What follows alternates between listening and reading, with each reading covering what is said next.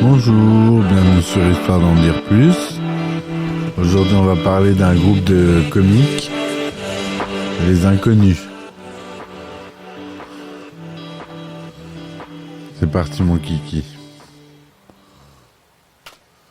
Alors, Les Inconnus est un trio de comiques français réunissant Didier Bourdon, Bernard Campan et Pascal Légitimus.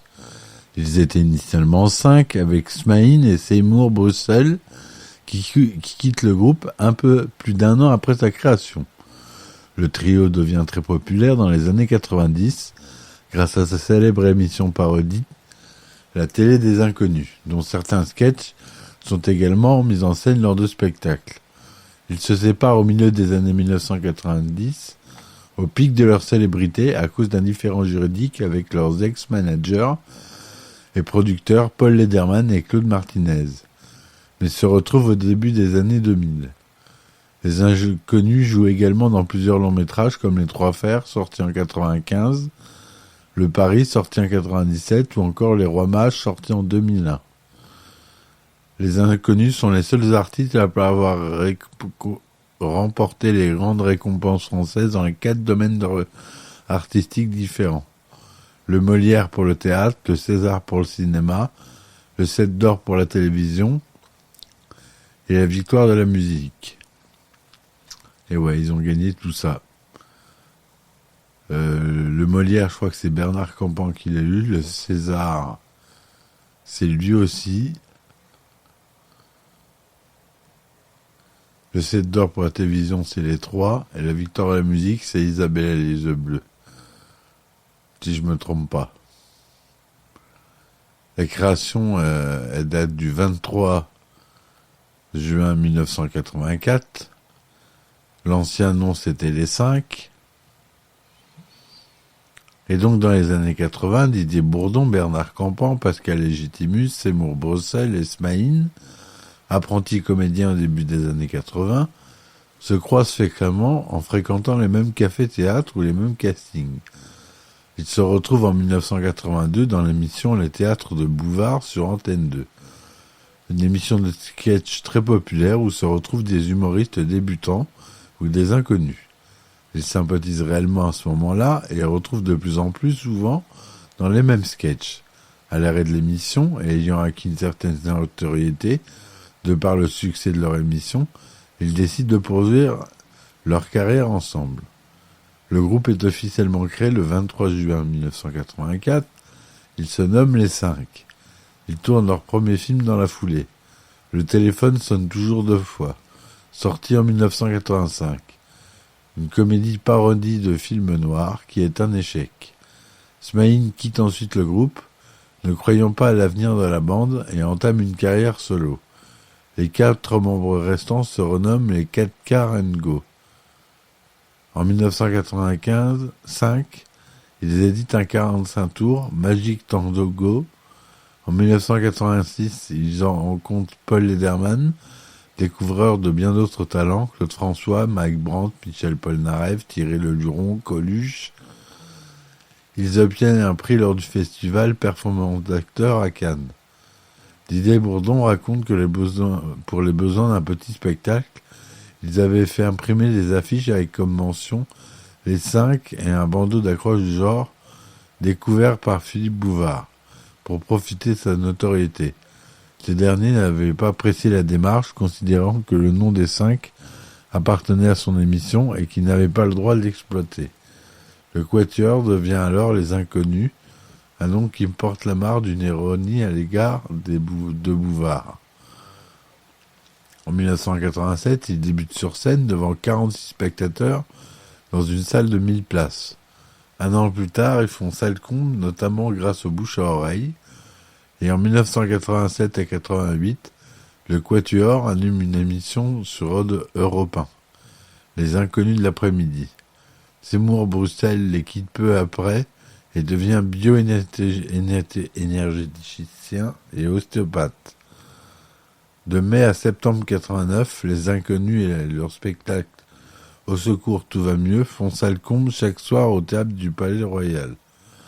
Parallèlement au spectacle, des extraits de leurs sketchs sont diffusés tous les soirs à la télévision française, avant et après le journal de 20h sur la 5 qui parraine le spectacle. Les années 90. En 1990, fort de leur notoriété, ils reviennent à la télévision et lancent La Télé des Inconnus sur la chaîne Antenne 2. Ce programme, à raison de 2-3 numéros par an, propose une série de sketchs parodiant les émissions les plus en vogue du moment et les faits de société alors marquants. Le premier sketch est Isabelle a les yeux bleus, parodie de groupe populaire tendance New Wave, comme Partenaire particulier ou Indochine. L'émission est un succès, réalisant de fortes audiences, et certains sketchs deviennent cultes, notamment Isabelle a les yeux bleus. En 91, ils obtiennent plusieurs récompenses, dans le Molière du meilleur spectacle comique, 2 sets d'or et 2 victoires de la musique, meilleur spectacle et meilleure vidéo. En 1993, alors qu'ils sont toujours au sommet de leur gloire, ils décident d'arrêter la télévision pour se lancer dans l'écriture de leur deuxième film. Après, le téléphone sonne toujours 2 fois. Celui-ci sort en 1995 et s'intitule Les Trois Frères. C'est un énorme succès populaire avec 7 millions d'entrées et critiques. Il obtient le César de la meilleure première œuvre quelques mois plus tard. C'est à ce moment-là, en raison de problèmes contractuels avec leur ex-manager Paul Lederman, qui détient les droits du nom Les Inconnus et leur interdit par contrat de se produire ensemble, que le trio éclate. Les 2 films suivants, Le Pari, sorti en 1997, et L'Extraterrestre, sorti en 2000, ne rédisent donc que Bernard Campan et Didier Bourdon. Année 2000. En 2001, enfin réglé son différend avec Paul Lederman, le trio se reforme et tourne un nouveau film, Les Rois Mages. La même année paraît l'anthologie de leurs meilleures émissions télévisées et spectacles sous la forme de VHS et DVD. La collection The Inconnu Story s'est vendue à plus d'1 million d'unités. Il n'y manque que les sketchs suivants: I Fuck You, Exterminateur, La Drogue, Benetton. En 2009, chaque membre mène une carrière indépendante, mais c'est durant le festival de Cannes que Pascal Légitimus annonce la reformation du trio autour de l'écriture d'un scénario faisant suite à leur succès de 1995. Le titre provisoire est Les Trois Pères et le tournage doit avoir lieu durant l'année 2011. En 2011, Pascal Légitimus annonce à l'antenne d'Europe 1 un retour des Inconnus et un retour du trio sur scène. Le 24 janvier, lors de son spectacle Plus si affinité, il convie sur scène de nombreux invités, parmi lesquels ses compères Bernard Campan et Didier Bourdon. De mars à juin 2011, une série d'émissions intitulée Les Inconnus de A à Z, basée sur la rediffusion de leurs sketchs, est diffusée sur la chaîne TMC. Les 6 émissions ont réuni près d'1 million de téléspectateurs pour 4% de part d'audience moyenne. Le 3 septembre 2011, dans l'émission Les Stars du Rire s'amusent, diffusée sur France 2, Pascal Légitimus confirme une future reformation du groupe. Il y ajoute: c'est en cours, là on est au péage, il en reste encore 3. Cependant, il ne précise ni la date ni la forme du retour. Le 20 juin 2012, Pascal Légitimus annonce que le scénario des Trois Frères 2 s'est terminé. Le film devait naître l'année suivante. Le scénario est écrit par Didier Bourdon et Bernard Campan et le tournage débutera en mai 2013. À cette période, le producteur du film, Philippe Godot, avait provisoirement intitulé son film Les Trois Frères le Retour. En 19 avril 2013, les Inconnus officiellement leur retour dans une vidéo via leur web TV MyScreen.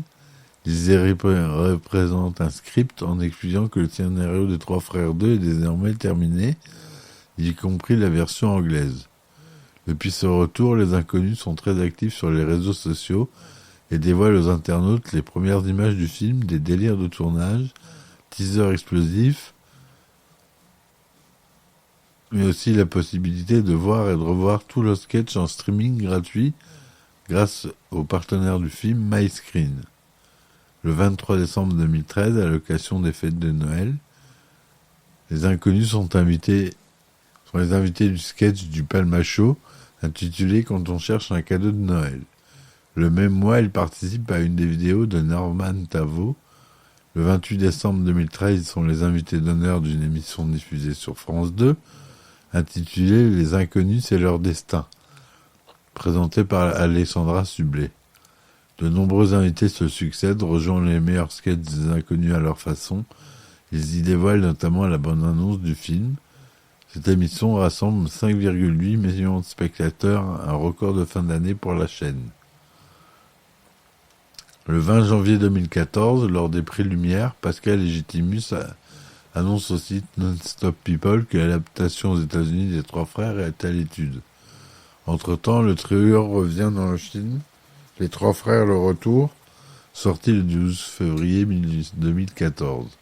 Cependant, l'accueil par les presse est négatif, ceux-ci jugeant quasi unanimement que le film est un mauvais remake, 1,8 sur 5 de moyenne sur Allociné.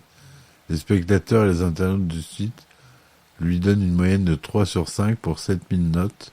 Pourtant, le film réalise l'un des meilleurs démarrages de l'année 2014 en doublant le nombre d'entrées du précédent opus, avec 953 000 entrées contre 489 000 en 1995, et se retrouve en haut du box-office français. La fréquentation est 2 fois moindre dès la deuxième semaine et en forte baisse les semaines suivantes. Agacé par ces réactions négatives, Légitimus annonce sur les réseaux sociaux que ce sera la dernière production de la part sous le nom Les Inconnus, alors qu'ils étaient en train de préparer un nouveau spectacle. Les années suivantes, ils continuent en effet chacun de leur côté, comme ce fut le cas avant leur retour au grand écran. Le samedi 26 janvier 2009, Les Inconnus se reforment sur scène à l'Arena de Bordeaux pendant le spectacle Le Monde des Enfoirés en soutien au Resto du Cœur.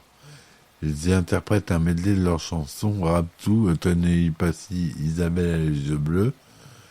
Le 31 août 2019, Didier Bourdon annonce sur l'antenne d'RTL que Les Inconnus vont revenir pour fêter les 30 ans du groupe, mais ne sait pas encore si ce sera dans un nouveau film ou dans un nouveau spectacle. Il affirme également que le groupe n'est pas intéressé par un retour à la télévision, comme à l'époque des années Inconnus. Année 2020. En juillet 2020, Pascal Légitimus annonce sur son compte Instagram le retour des Inconnus pour 2022. Gentleman Project, 23 juillet 2020, 11h, 2001-2022, avec ou sans les Inconnus, sans en dévoiler davantage. En juillet 2021, Didier Bourdon annonce son nouvel album, Le Bourdon, sorti le 11 juin 2020, T1. Il signale qu'il reste en contact avec Bernard Campan et Pascal Légitimus, mais que pour le moment, rien n'est prévu. Concernant le retour des Inconnus, à noter que l'album contient une nouvelle version du tube Vice Versa des Inconnus, Vice Versa 2, avec Campan et Légitimus. Le 25 octobre 2021, invité dans l'émission Buzz TV de TV Magazine, Pascal Légitimus confirme Les Inconnus dans un nouveau film prévu pour 2022. On nous a proposé un scénario et on a dit oui. Je ne vais pas en dire plus, sinon les médias vont s'emballer. En février 2022, Les Inconnus annoncent 3 projets. Un nouveau film, une émission télé spéciale Les Inconnus et un retour sur scène. En mai 2022, plusieurs sites annoncent que le prochain film Les Inconnus sera réalisé par Riyad Satouf, mais pas encore de titre et de scénario dévoilés par le moment. En juin 2022, Didier Bourdon fait l'annonce qu'un 3e volet des Trois Frères est envisagé. Ils insistent. Donc voilà un peu ce qu'ont fait Les Inconnus. Donc ils ont eu des 7 d'or, des Molières, des Césars, des Victoires de la musique.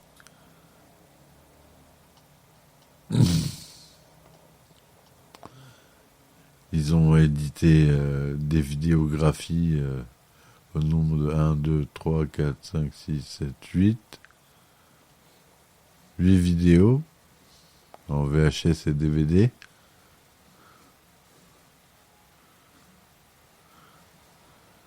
Donc voilà. Bon, j'espère que cet épisode vous aura plu. Je vous dis à très vite pour un nouvel épisode et on se dit à bientôt. Laissez des commentaires. Ciao, ciao.